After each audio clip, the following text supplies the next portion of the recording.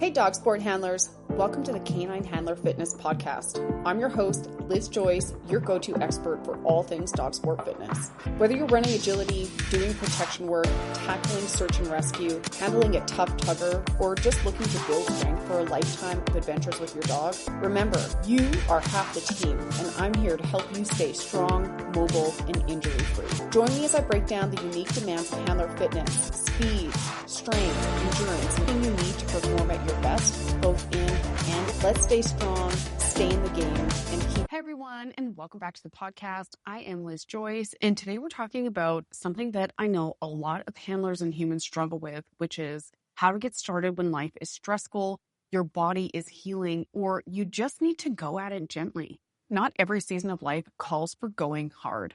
Sometimes the bravest, smartest move you can make is to go gently.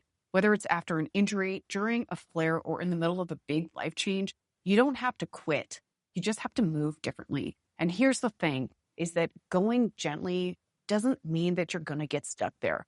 Gentle is the launch pad, and the skills and confidence that you build here, that's what allow you to light it up when you're ready. You might be recovering from surgery, coming back from an injury, juggling a lot in life, or just feeling drained and overwhelmed. And let me tell you, sometimes starting gently isn't slacking, but it's a part of a very smart strategy. There is a fine line between strategic gentleness and holding yourself back, though, and we are going to dive into that. And today we're going to cover when going gently is essential, how to know if you're ready to push for more, and special considerations for certain health conditions, along with practical tips to start moving safely and effectively. By the end, you'll know exactly how to step into your fitness journey safely or boldly, depending on where you're at. First, let's talk about when going gently is not an option. This is when it is the smartest move that you can make. And there are a few scenarios where this is critical. Number one, maybe you have just had surgery and your body needs to relearn how to move safely. Jumping into high intensity workouts too soon can set you back. So gentle, controlled movement builds a foundation. This is especially important when you have had incisions that have gone through your muscle. I can't tell you how many times I have had people reach out to me knowing that I've had surgery when they're heading into surgery, anxious about how quickly they're going to lose their fitness gains. I wish I knew less about recovering from operations, but I unfortunately know a lot about this.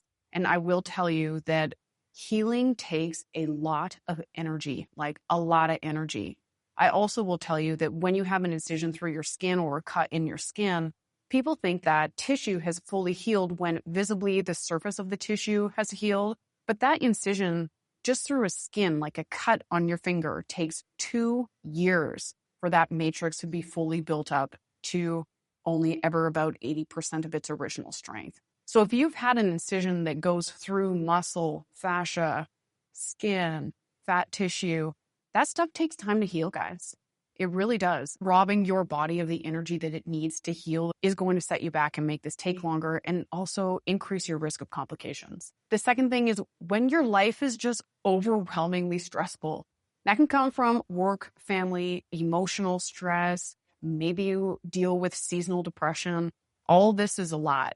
Your body and brain may simply not have the bandwidth for high intensity training, and that is okay. Gentle activity can help you maintain mobility, reduce stress, and feel like you're making progress without burning out. It's highly underrated how valuable it is for you to continue moving forward at whatever capacity you can.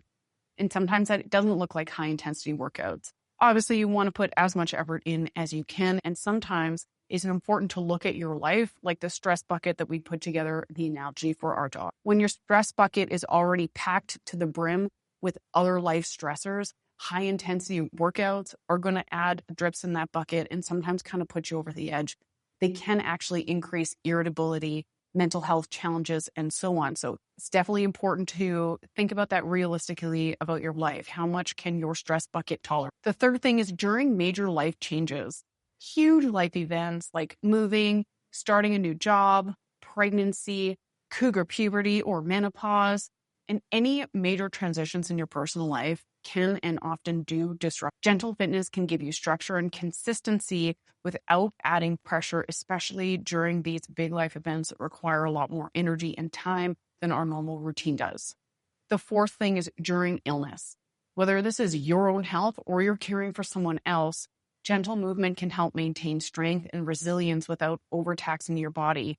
Again, I think about this like that stress bucket. And the last one is post-injury. When you're coming back from an injury, it requires patience.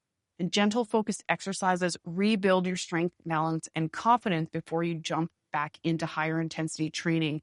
And I really want to reiterate the confidence part of this.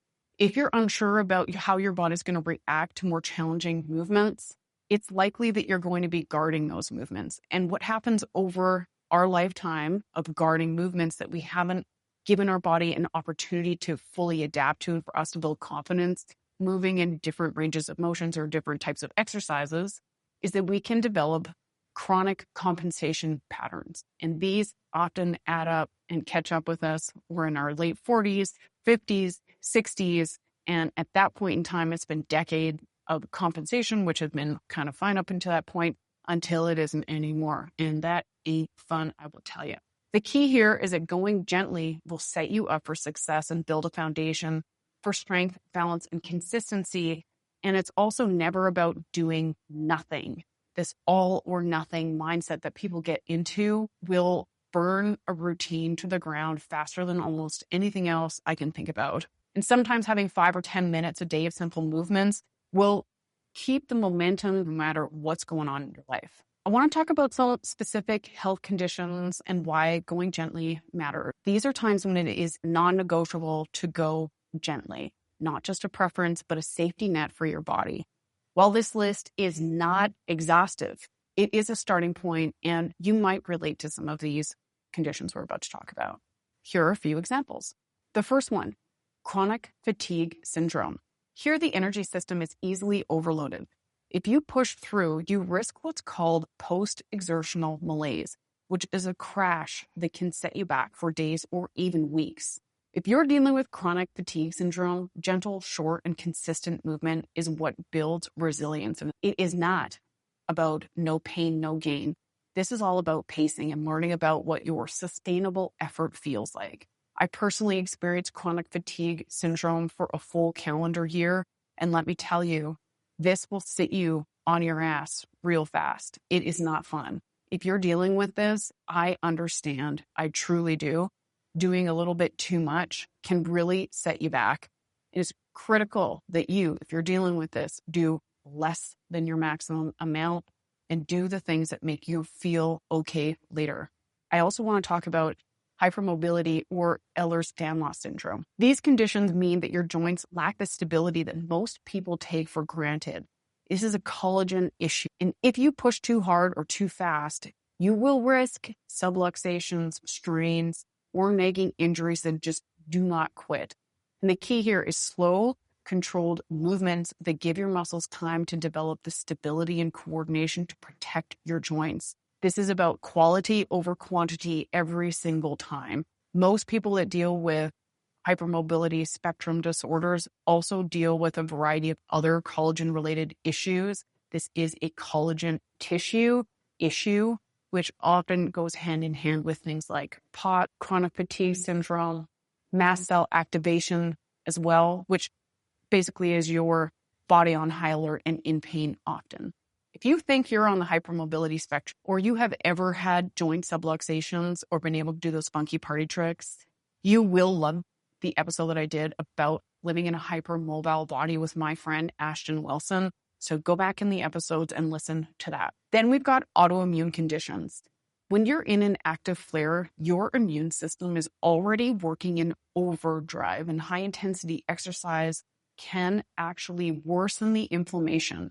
Gentle activity helps keep your circulation and mobility, but most importantly, and this really is the most important thing, is that it supports your mental health and reminds your body that it can move safely.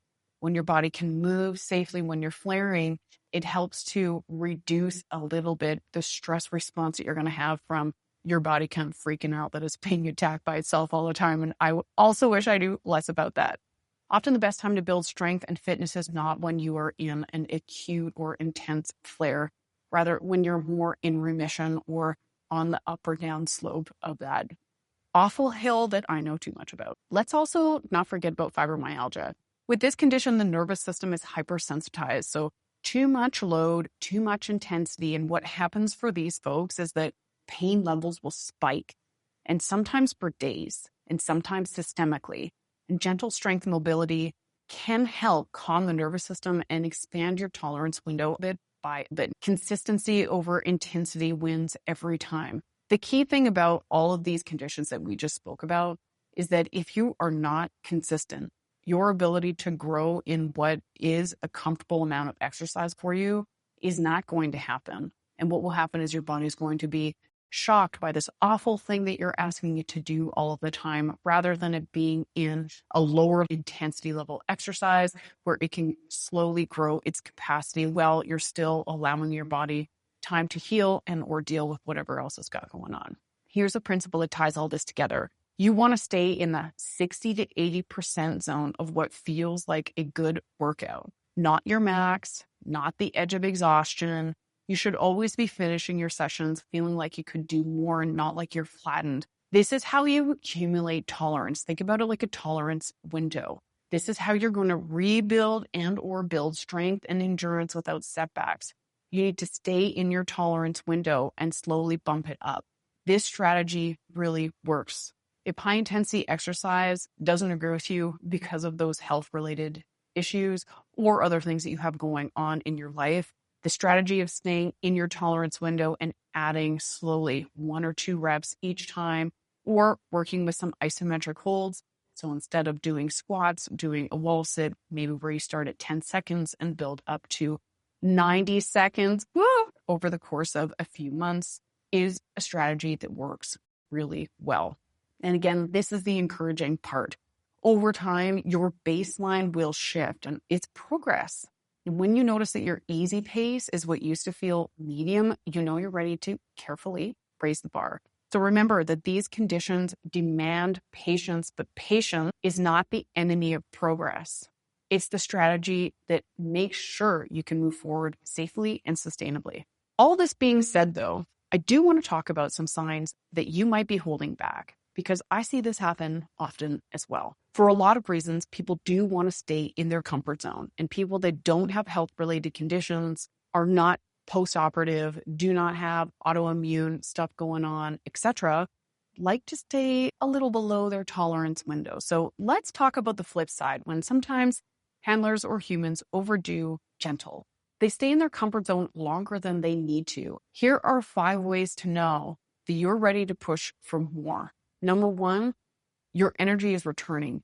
So daily activities will start to feel easier. Fatigue isn't constant. You're able to finish your workouts and still have energy afterwards. This is a great sign to know that you're ready to do a little bit more. Movements feel stable and controlled, which means that you can handle more complex or faster movements with good form. You may also be able to stack exercises back to back in a way that you're dealing with fatigue in the form of it being a challenge for your workouts. Or if your mental drive is there, you're going to notice that you might be craving challenge and not avoiding it. I know that challenging yourself is physically uncomfortable. I'm dealing with that myself right now, and it isn't pleasant. And I find myself swearing like the welder apprentice that I was often in my workouts. But you know what? I know that any challenge I can get through today is going to make me stronger and fast. And I look forward to that. If your recovery is quicker, so if you're doing gentle sessions, when you can bounce back from these and you're not having lingering soreness or fatigue, these are a great sign that you're ready to do more. Or also, and this is a big deal, if your consistency for you is easy. If your current routine is feeling too comfortable and it doesn't push you, it's time for you to add more. I think a key piece to this also is that consistency is a major roadblock to a lot of people's movement forward with their fitness routines. Some of that can come from the workouts being too easy, people not feeling challenged or not getting the results that they want. So they feel like it's not worth the effort at all. But the flip of that is that workouts are too hard. So then people feel discouraged and they don't want to try at all. And finding that mama bear, papa bear, baby bear amount of workload is the key for a lot of people to help them be consistent. finding that zone that you enjoy. The most important thing with fitness always is not going to be how did you do that bicep curl, or what exactly did you do weight-wise when you did your step-ups, or how much are you deadlifting, or how long can you hold a plank. When you're in your 70s and you're looking back at your 30s, 40s, 50s, even your 60s, the most important thing that's going to make your older life better is that you did something consistently throughout your life. If you see signs like the above, again, your energy is returning, your movements are feeling more stable and controlled, mentally, you're ready for it, if your recovery is getting quicker, consistency is feeling easier, it is a green light for you. It's time to step into your spotlight, y'all. Greatness does not happen on the sidelines, and you need to step to the line to shine. So how do you get started gently in a way that actually builds you up? And here are some practical tips.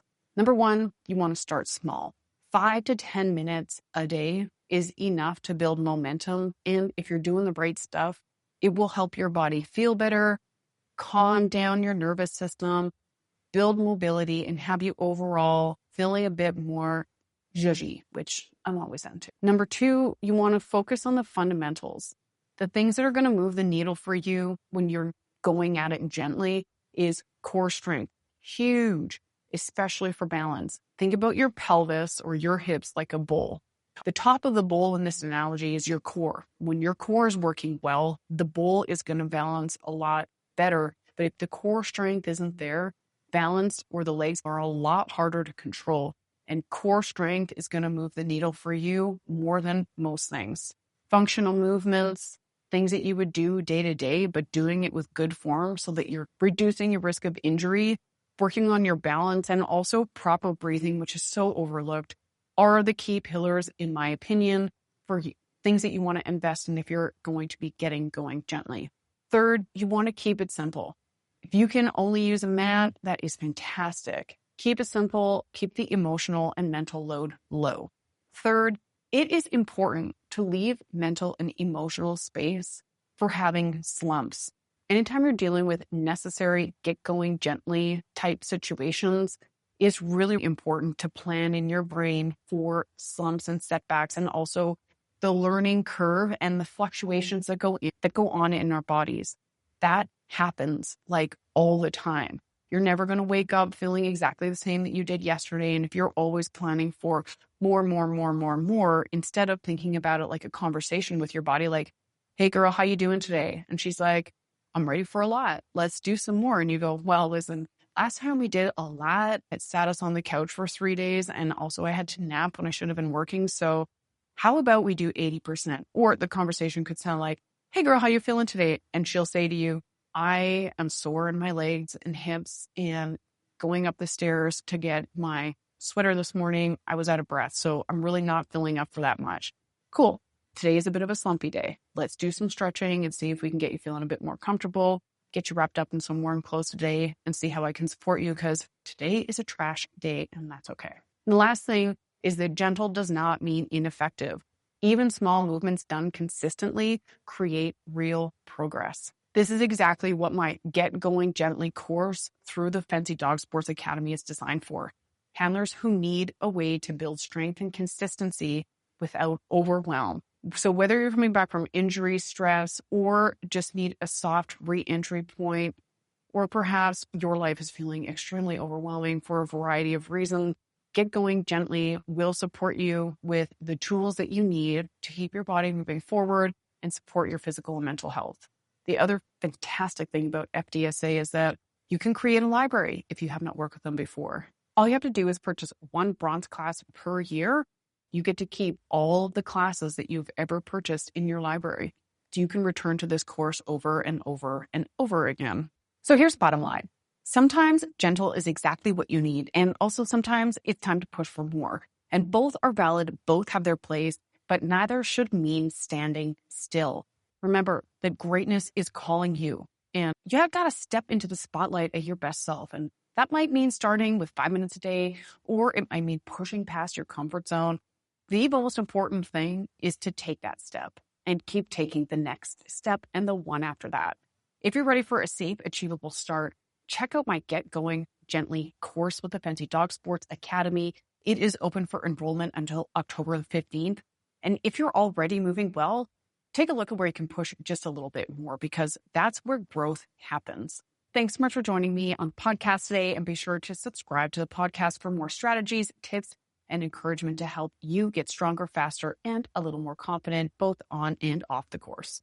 Thanks so much for being here with me today and choosing to spend this time investing in yourself. I hope you feel encouraged to take action. Even the smallest steps forward will add up in ways imagined yet. If this episode gave you something to think about or lifted you up, please share it with a friend who never know might need these today. And for more information and practical tips to help you get stronger and more confident, both in and out of the ring, head on over to caninehandlerfitness.com. You can also find me on all the socials under the same name, so come on over and say hi. I'm here to help you build the skills, knowledge, and belief you need to keep going, and most of all, keep showing up for yourself. You've got this. Cheering you on.